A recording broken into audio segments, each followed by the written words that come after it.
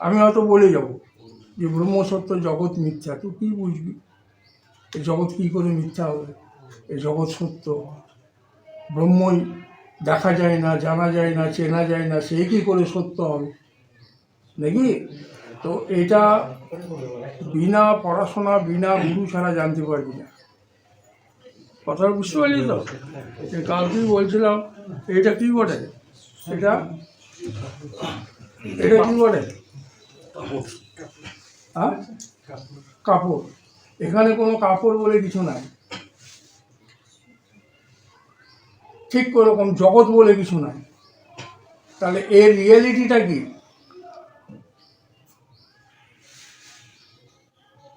শাস্ত্র গুরু তোকে সত্যটা দেখাতে চাইছে। এটা আমরা জানালে কি বলবো? কাপড় নাকি? তা এখানে আমি বলছি কাপড় বলে কিচ্ছু নাই, ফাঁকা। কাপড় বলে এখানে কিছু নাই। তাহলে রিয়েলিটিটা কি? এখানে সুতো মাত্র সত্তা। বিনা সুতো ছাড়া কাপড় হবে না। কিন্তু আমি দেখছি কি? কাপড়। এটাই মিথ্যা দর্শন। আবার এই কাপড়ের দোকানে তুই যা দিন যদি বল আমাকে সুতো দেন, তো কি বলবে? বিশালা পাগল নাকি? ও অন্য দোকান দেখিয়ে দেবে। কিন্তু গোটা দোকানে কি ভর্তি হয়ে আছে? কাপড় আছে না, সুতো ভর্তি। ও ঠিকই চাই বলছে নাকি? তা এই হিসাবে রিয়েলিটিটা দেখতে হবে যে এর ভেতরে একটা সত্য বস্তু আছে নাকি? আমরা যেটাকে যে রূপে দেখছি সেটা সে রূপ নয়। আর যে রূপটা সত্য সে কোনোদিন পরিবর্তন হবে না, সে কোনোদিন বিনাশ হবে না, সে সদা সর্বদা সত্য। বুঝতে পারছি? এটা কাপড়। এই কাপড়টা ছিঁড়ে যাবে, ফেটে যাবে, পরিবর্তন হয়ে যাবে। বুঝতে পারছিস তো? এই যে কাপড়টা ছিঁড়ে যাবে, ফেটে যাবে, পরিবর্তন হয়ে যাবে, চিরস্থায়ী হবে? হবে না। তাহলে এই যে কাপড়টা চিরস্থায়ী নয়, তাহলে এই রিয়েলিটি কি? সুতো। তা সুতোটাও রিয়েলিটি নয়।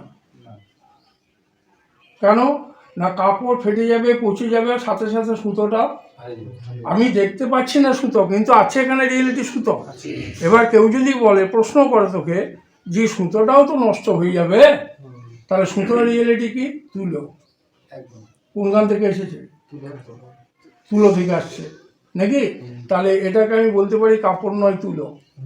ও কোনো অংশে ভুল বলছে না, ও এক কদম আগে গিয়ে বলছে রিয়েলিটি নাকি?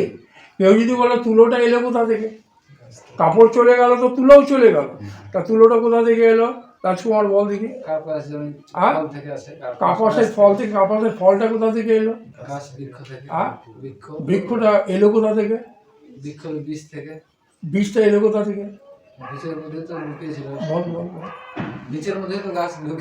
বীজটা কোথা থেকে জন্ম নিচ্ছে? তুই তত্ত্বের মেয়ে বলিস, তত্ত্ব জ্ঞান হয়ে যাবে তো। মাটি থেকে আসছে, বুঝতে পারছি? পঞ্চভূত থেকে আসছে। পঞ্চভূতের একটা ভূত হচ্ছে মৃত্তিকা। হ্যাঁ, সারা সৃষ্টিটা পঞ্চভূতে দাঁড়িয়ে আছে। এই শরীরটাকে আমরা কি বলি? পঞ্চভূত। এর ভেতরে অন্য কোনো এলিমেন্টস না, এর রিয়েলিটি হচ্ছে পঞ্চভূত বলে। তা ওই বীজটা, কাপাসের যে বীজটা, ওটা পৃথিবী থেকে উৎপন্ন হয়েছে। বুঝতে পারছি? এবার পৃথিবীটা এলো কোথা থেকে? পরমাত্মা থেকে, সারা সৃষ্টি। তাহলে আলটিমেট রিয়েলিটি কে হলো? সমস্তের মধ্যে বর্তমান ওই আছে। এখানে গামছা নাই, সুতো নাই, তুলো নাই, পরমাত্মা বিরাজ করছে। এই জন্য বলছে ব্রহ্ম সত্য, জগৎ মিথ্যা। জগতের অন্তর্গত তুই যদি সত্যটা থাকিস, তাহলে খাইয়া পড়ে মরি যা, এর বেশি তো আর কিছু পাবি না। যদি জগৎকে ভালোবেসে ফেলেছিস, জগৎকে যদি প্রেম করে ফেলেছিস, জগৎকে যদি সুখকর বলে মনে হয়, তো তোর কপালে সুখ তো নাই, বহু দুঃখ আছে। কারণ এটা পরিবর্তন হয়ে যাবে, বিনাশ হয়ে যাবে। যে বিয়ে টিয়ে তো করিস নি নাকি? বিয়ে তো করবি নাকি? হ্যাঁ, তো যে উদ্দেশ্যে তুই বিবাহ করছিস, এখন সম্বন্ধ কেমন লাগছে, বিয়ে যার সঙ্গে বিয়ে হবে তো সেই সম্বন্ধটা কেমন লাগছে, খুব মধুর, লোক খুব আরে বাপ, তাহলে বলে হাজার হাজার ডিভোর্স কি করে হয়ে গেছে। যেটা যেটা ভাবছি সেটা সে বস্তু নয়। আর যাদের ডিভোর্স হয়নি তাদেরকে সোদাকার শ্বশুর বাড়ি এখন কেমন লাগছে। আর প্রথম যখন বিয়ে হয়েছিল 6 মাস 1 বছর কেমন লাগছিল, তাহলে সে সুখটা গেল কোথায়। একটা জিনিস পরিবর্তন নয়, সব পরিবর্তন, সব টেম্পোরারি। কথাটা বুঝতে হয়েছে। আর তোর যে সত্যতা সেটা হচ্ছে অনুভূতিক সত্যতা, এই ভাষাগুলো বুঝবি। তোর মধ্যে যে সত্যতাটা আছে সেই সত্যতাটা কি বল, অনুভূতিক সত্যতা, মানে যেটা আমার অনুভব হচ্ছে সেটাই সত্য। যেমন এখন দিন না রাত, দিন, কে বলে দিল, তোর অনুভূতি, তাই না।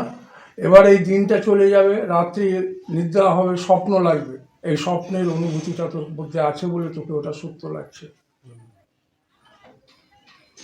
আর একটা প্রবচন করেছিলাম, দেখবি ক্যাসেটে আছে, কোনো অনুভূতিই সত্য নয়। মানে একটা বাংলাদেশ থেকে একটা মুসলিম মেয়ে যারা ক্যাসেট দেখা তারা ও কমান্ড করেছে। আর মুসলিমদের মানে ক্যাসেট দেখনে বলা বেশি মুসলিম, তা ওরা লিখেছে যে আপনি আমাদের মুসলিম ধর্মের, আপনি হচ্ছেন সুফি, আমাদের সুফির বইয়ের যা লেখা আছে আপনার মুখে তাই ভাসছে। বেশিরভাগ বাংলাদেশের মুসলিমরা আমাকে খুব শ্রদ্ধা করে। তো সেই মেয়েটা লিখেছে একটা জায়গাতে যে আমি একটা মুসলিম ধর্মের মেয়ে, কিন্তু আমার কাছে আপনি মহাগুরু, লিখেছে কমান্ডে। হ্যাঁ, আর তার উত্তরে আমাদের এখানকার একটা ছেলে, নলাটির ছেলে, উত্তর দিয়েছে মেয়েটাকে, না তুমি মুসলিম না তুমি মেয়ে। তা সেইটা লেখাতে ও আবার এগেন উত্তর দিয়েছে যে না আমি একটা মুসলিম ধর্মের মেয়ে। তারপরে আবার ওর এগেনস্টে একটা উত্তর দিয়েছে যে কোনো অনুভূতি তোমার সত্য নয়। তারপর ও আর কোনো কমেন্ট করে। তা এখানে ব্যাপারটা কি দাঁড়াবে, প্রথমত হচ্ছে মেয়েটা তত্ত্ব শুনেছে, তত্ত্ব এখনো বোঝেনি। আর দ্বিতীয় নম্বর হচ্ছে যে ছেলেটা বলে উত্তর দিচ্ছে ওকে মেয়েটাকে, সেও তত্ত্ব বোঝেনি। ওকে লিখতে হতো না তুমি মুসলমান ধর্ম, আর না তুমি মেয়ে, তুমি হচ্ছে শুদ্ধ আত্মা। ওটা লিখতে পারিনি, ওটা লেখা উচিত ছিল।